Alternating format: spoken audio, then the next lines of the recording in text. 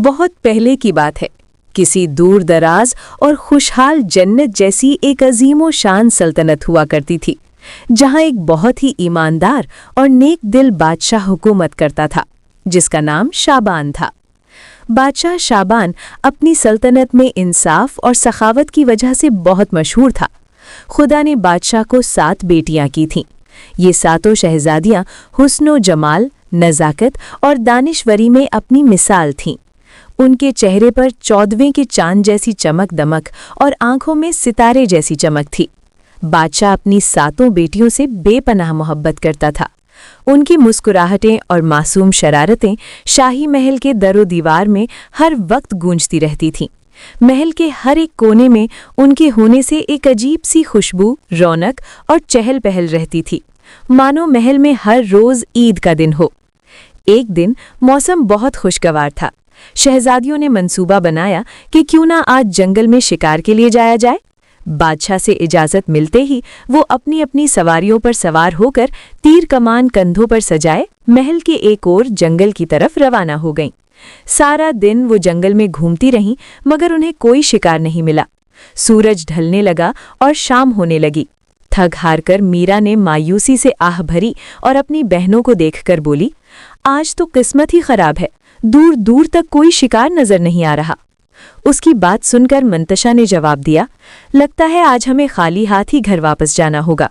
अभी वो वापसी का सोच ही रही थी कि उनमें से शहजादी उर्फी आगे आई। उसकी आंखों में मस्ती थी।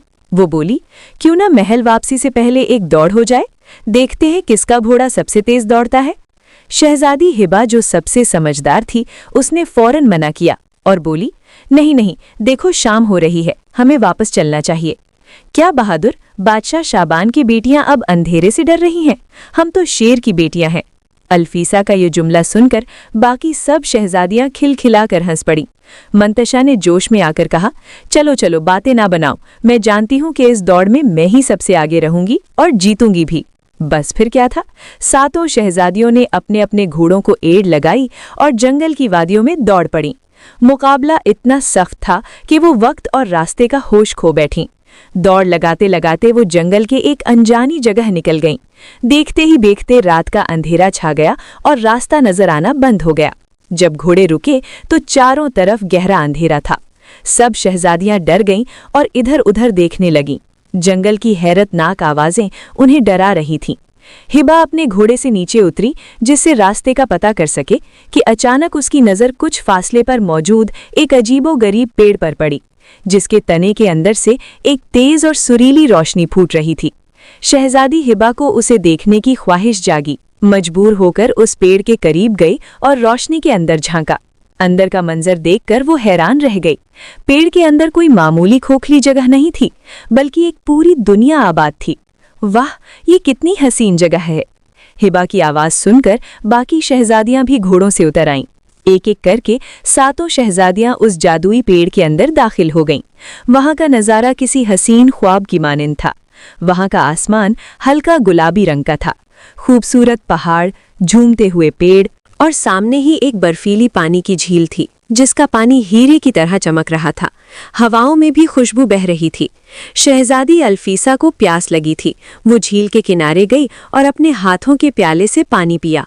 पानी हलक से उतरते ही वो तेज आवाज में बोली, कितना मीठा और लजीज है ये पानी। मैंने अपनी पूरी जिंदगी में आज से पहले इतना मजेदार पानी नहीं पिया।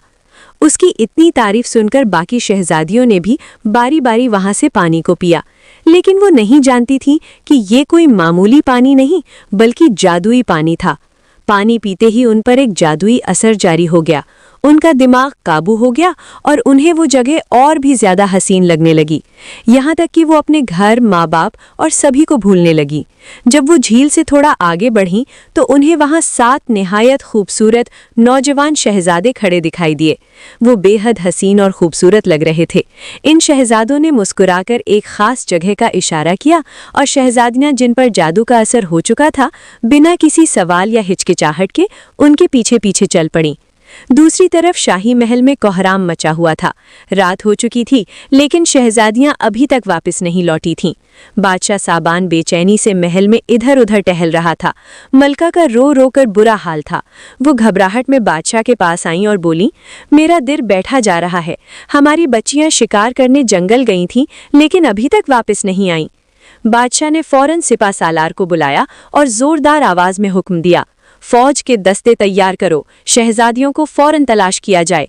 जंगल का कोना कोना छान मारो, हर तरफ, हर जगह, हर गार, हर खाई देखो और मेरी शहजादियों को सही सलामत महल वापस लाओ। सिपाहियों ने मशाल जलाई और जंगल में चारों तरफ फैल गए। उन्होंने हर जगह तलाश किया, आवाजें दी, निशानात देखे, लेकिन शहजादियों को ढूंढने में नाकाम रहे। सुबह हो गई और सिपाही खाली हाथ, थके हारे, सर झुकाए वापस आए और बोले, हमें शहजादियों का कोई सुराग नहीं मिला। हमने जंगल का कोना कोना छान मारा, लेकिन शहजादियों का कहीं कोई नामो निशान नहीं। ये सुनकर बादशाह के माथे पर परेशानी की लकीरें गहरी हो गईं। पहला दिन गुजरा, दूसरा दिन, यहाँ तक कि सिपाहियों ने मुसलसल 3 दिन तक जंगल और इसके आसपास की झाड़ियों में तलाश जारी रखी, लेकिन शहजादियों का कोई सुराग न मिला। महल की रौनकें मातम में बदल गईं। जब तमाम कोशिशें नाकाम हो गईं, तो बादशाह ने पूरी सल्तनत और आसपास के मुल्क में ढोल बजाकर ऐलान करवा दिया, जो कोई भी बहादुर शख्स मेरी बेटियों को ढूंढकर सही सलामत महल वापस लाएगा, उसे मैं अपनी आधी सल्तनत इनाम में दे दूंगा। ये ऐलान सुनकर हर अमीर, गरीब, दूर दराज के शहजादे, नामवर जंगजू और सरदार किस्मत आजमाने आ गया और शहजादियों की तलाश शुरू कर दी। लेकिन अफसोस, 10 दिन गुजर गए मगर कोई भी शहजादियों को ढूंढ न सका।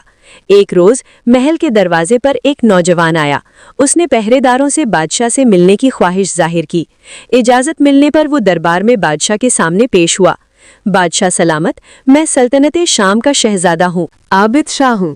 मैंने आपकी पेशकश सुनी है, जो कोई शहजादियों की तलाश करेगा उसे आप अपनी आधी सल्तनत इनाम में देंगे। बादशाह ने मायूसी भरी निगाह से उसे देखा और कहा, हाँ बिल्कुल ऐसा ही है, लेकिन अभी तक उन्हें कोई ढूंढ नहीं पाया, सब नाकाम हो चुके हैं। शहजादा आबिद शाह ने जोर देकर कहा, मैं वादा करता हूँ कि मैं शहजादियों को ढूंढकर वापस जरूर लाऊंगा, लेकिन मुझे आधी सल्तनत नहीं चाहिए, बल्कि इनाम में कुछ और चाहिए। बादशाह ने हैरत से पूछा, तुम्हें क्या चाहिए? अब शहजादा आबिद बोला, ये मैं अभी नहीं, वक्त आने पर बताऊंगा। बादशाह ने सोचा कि उस वक्त इसे बेटियों की जिंदगी से बढ़कर कोई चीज अजीज नहीं। उसने कहा, ठीक है, अगर तुम मेरी बेटियों को जिंदा सही सलामत ले आए तो तुम्हें मुंह मांगा इनाम दिया जाएगा। शहजादा आबिद ने इजाजत ली और अल्लाह का नाम लेकर अपने घोड़े पर सवार हुआ और जंगल की तरफ चल दिया। आबिद शाह न सिर्फ बहादुर था, बल्कि बेहद अक्लमंद और नेकदिल इंसान भी था। वो सारा दिन उस जंगल में भटकता रहा जहां शहजादियां आखिरी बार देखी गई थीं। वो झाड़ियों और रास्तों को टटोलता रहा। शाम का वक्त हो गया, मगर उसे शहजादियों का कोई सुराग ना मिला। सूरज डूबने वाला था, लेकिन उसने हिम्मत नहीं हारी। पास ही एक साफ पानी का चश्मा था। उसने वहां से वजू किया और नमाज अदा की और अल्लाह से मदद की दुआ मांगी। जैसे ही वो नमाज पढ़कर उठा और घोड़े पर सवार होने लगा, तो रास्ते में उसे एक जख्मी हिरन दिखाई दिया। हिरन दर्द से बुरी तरह दर्द से कराह रहा था और जमीन पर तड़प रहा था।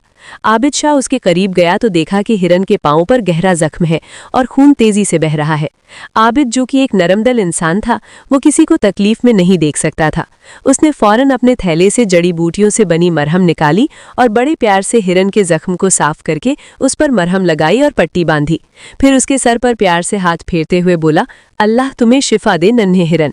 ये कहकर वो आगे बढ़ने ही वाला था कि अचानक एक मौजज़ा हुआ। वो हिरन सुनहरी रोशनी में बदल गया और पलक झपकते ही एक हसीन और जमील परी में बदल गया। शहजादा आंखें फाड़कर ये मंजर देखता रह गया और हकलाते हुए बोला, या अल्लाह, ये मैं क्या देख रहा हूँ? क्या आप सच में एक परी है या ये मेरी आंखों का धोखा है? परी ने मुस्कुराकर कहा, तुम एक नेक दिल इंसान हो आबिद। तुम्हारी नेकी ने मुझे मुतासिर किया। बताओ, तुम इस वक्त इस वीरान जंगल में क्या कर रहे हो और मैं तुम्हारी क्या मदद कर सकती हूँ? शहजादे ने जवाब दिया, मैं बादशाह शाबान की 7 गुमशुदा शहजादियों की तलाश में इस जंगल में आया हूँ। मैं बादशाह शाबान की 7 गुमश्ता शहजादियों की तलाश में आया हूँ, जो शिकार करने आई थी मगर लापता हो गईं। परी ने अपनी आंखें बंद की। कुछ देर बाद उसने अपनी आंखें खोली और उदास होकर बोली, मैं जानती हूँ कि तुम्हें वो शहजादियाँ कहाँ मिलेंगी। वो शहजादियाँ अपनी मर्जी से कहीं नहीं गईं, बल्कि एक जालिम और राक्षस के कब्जे में है, जिसने उन्हें अपने ताकतवर जादू के जाल में फंसा लिया है। तुम्हारे पास सिर्फ आज का वक्त है। अगर कल रात तक तुमने शहजादियों को आज़ाद न कराया तो वो उस जालिम जादूगर राक्षस की खुराक बन जाएंगी। शहजादा ये सुनकर परेशान हुआ और बोला, लेकिन मुझे कैसे पता चलेगा कि उस राक्षस ने उन्हें कहाँ छुपा रखा है? वो जगह कहाँ है? परी ने अपना हाथ लहराया और एक जादुई कालीन और एक छोटा सा डब्बा शहजादे के हवाले करते हुए बोली, ये कालीन तुम्हें इस खुफिया जगह पहुंचा देगा जहां शहजादियों को रखा गया है। लेकिन मेरी एक बात ध्यान में रखना, वो राक्षस कोई मामूली मखलूक नहीं। उसे न आग जला सकती है, न पानी डुबो सकता है, और न ही दुनिया का कोई हथियार उसे मार सकता है। ये एक जादुई डब्बा है। जब तुम्हें कोई शदीद मुश्किल पेश आए तो तुम इस डब्बे को हुक्म देकर अपने लिए कुछ भी मांग सकते हो। ये कहकर परी कुआं में छलांग लगाई और गायब हो गई। शहजादा आबिद शाह जादुई कालीन पर सवार हुआ। कालीन ने उसे हवा में उठाया और बादलों को चीरता हुआ पहाड़ों के ऊपर से उड़ता हुआ कुछ ही देर में उसे उस पुरअसरार जगह ले आया जहां वो राक्षस का ठिकाना था। ये जगह देखने में बहुत खूबसूरत लग रही थी। आबिद शाह ने बहुत सावधानी से काम लिया और एक घने पेड़ के पीछे छुपकर हालात का जायजा लेने लगा। उसने देखा कि सातों शहजादियां वहां मौजूद हैं और बहुत खुश लग रही हैं। हिबा, अल्फीसा, कहकशा और बाकी सब अपने अपने अंदाज में वहां डांस कर रही थीं और हंस रही थीं। इतने में जमीन लरजने लगी और वो राक्षस वहां आ गया। लेकिन जादू के असर से शहजादियों को वो खौफनाक राक्षस नजर नहीं आ रहा था, बल्कि उन्हें उसकी जगह वही खूबसूरत शहजादे दिखाई दे रहे थे जो उन्हें झील पर मिले थे। फिर राक्षस वहां से कहीं चला गया।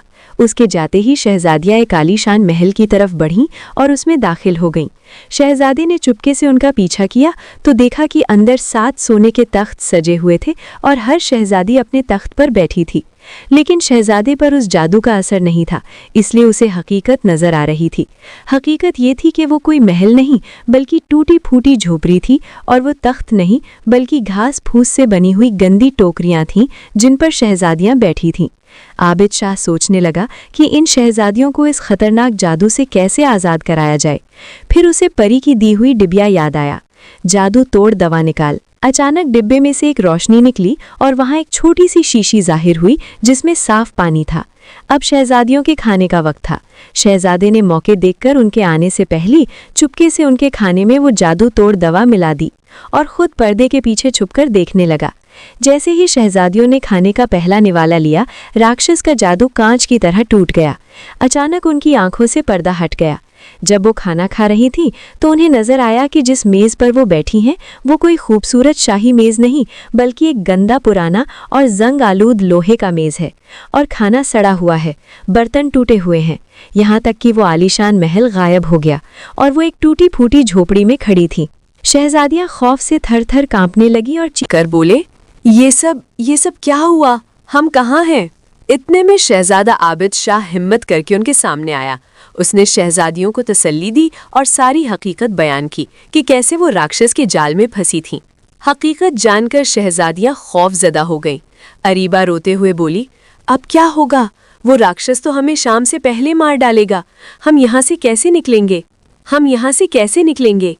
शहजादा आबिद ने उन्हें हौसला दिया और बोला, आप लोग घबराए नहीं। जब तक मैं जिंदा हूँ मैं आप सबको कुछ नहीं होने दूंगा, लेकिन हमें अकल से काम लेना होगा और ये सोचना होगा कि हम उस राक्षस को कैसे खत्म किया जाए, क्योंकि परी में बताया था कि राक्षस इतना ताकतवर है कि उसे आग, पानी और तलवार से नहीं मारा जा सकता।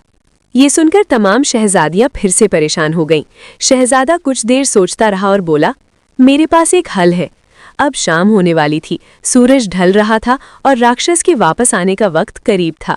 शहजादे ने फुर्ती से काम लिया और कमरे के बीच दरवाजे के बिल्कुल पास जमीन में गहरा गड्ढा खोद दिया। शहजादियां हैरानी से ये सब देख रही थीं। शहजादी अल्फीसा ने बड़ी मासूमियत से पूछा, क्या वो उस गड्ढे में गिरकर मर जाएगा? शहजादा आबिद ने हंसी अंदाज में मुस्कुराया और बोला, हम सिर्फ कोशिश कर सकते हैं मोहतरमा, बाकी अल्लाह मदद करेगा हमारी। फिर वो सब दिल थामकर राक्षस के आने का इंतजार करने लगे। कुछ ही देर में जमीन धम धम करने लगी। राक्षस वापस आ गया था। जैसे ही वो कमरे के अंदर दाखिल हुआ, उसका ध्यान कहीं और था और वो सीधा आबिद शाह के खोदे हुए गहरे गड्ढे में जा गिरा। वो गुस्से से चिल्लाने लगा। शहजादे ने एक लम्हा गवाए बगैर फौरन जादुई डब्बा खोल दिया और तेज आवाज में पुकारा, डब्बे डब्बे, पिघला हुआ लोहा निकाल। गर्म लोहे ने अपना काम कर दिखाया। राक्षस की चीखें आसमान को टकराने लगी और देखते ही देखते वो पिघले हुए लोहे में कैद होकर हमेशा हमेशा के लिए खत्म हो गया। शहजादियों ने खुशी से एक दूसरे को गले लगाया और शहजादे का शुक्रिया अदा किया। आबिद शाह ने फौरन जादुई कालीन बिछाया और सबको उस पर बैठने का हुक्म दिया। कालीन उन्हें लेकर हवा में उड़ गया। वापसी का सफर बहुत खुशगवार था। शहजादियों को नीचे फैली हुई जमीन और ये मंजर बहुत हसीन और दिलकश लग रहा था, क्योंकि अब वो आज़ाद थीं। जैसे ही वो सब महल के अंदर उतरे, बादशाह और मलका अपनी बेटियों को देखकर दौड़ पड़े। शहजादियों ने भागकर बादशाह को गले लगाया। बादशाह अपनी 7 बेटियों को जिंदा सही सलामत वापस पाकर बहुत खुश हुआ। फिर बादशाह ने शहजादा आबिद शाह को गले लगाया और पूछा, ए बहादुर नौजवान, तुमने ये नामुमकिन काम कैसे किया? तुमने शहजादियों को कैसे तलाश किया? शहजादे ने बादशाह को तफसील से सारा वाकया सुनाया। जख्मी हिरण, परी की मदद और राक्षस के खात्मे की कहानी सुनाई। बादशाह उसकी बहादुरी, जहानत और ख़ास तौर पर उसकी नेक दिली से बहुत मुतासिर हुआ। फिर बादशाह ने आबिद शाह के कंधे पर हाथ रखा और कहा, मांगो आबिद, अब बोलो तुम्हारी क्या ख्वाहिश है? मैंने वादा किया था तुम्हें मुंह मांगा इनाम दिया जाएगा। मैं बस आपकी बेटी शहजादी अल्फीसा से शादी करने का ख्वाहिशमंद हूँ। बादशाह ने मुस्कुराकर अपनी बेटी अल्फीसा की तरफ देखा। अल्फीसा जो इस पूरे सफ़र में शहजादे की बहादुरी, दलेरी और हिकमत देख चुकी थी, उसके दिल में शहजादे के लिए इज्जत, एहतराम और मोहब्बत पैदा हो चुकी थी। उसने शर्माकर सर झुका लिया। बादशाह ने खुशी खुशी ये रिश्ता कबूल कर लिया। यूं शहजादा आबिद शाह और शहजादी अल्फीसा की शादी बहुत ही धूमधाम से हुई, जिसमें पूरी सल्तनत ने शिरकत की और जश्न मनाया गया। बाकी शहजादियां भी महल में अपने माँ बाप के साथ हंसी खुशी रहने लगीं।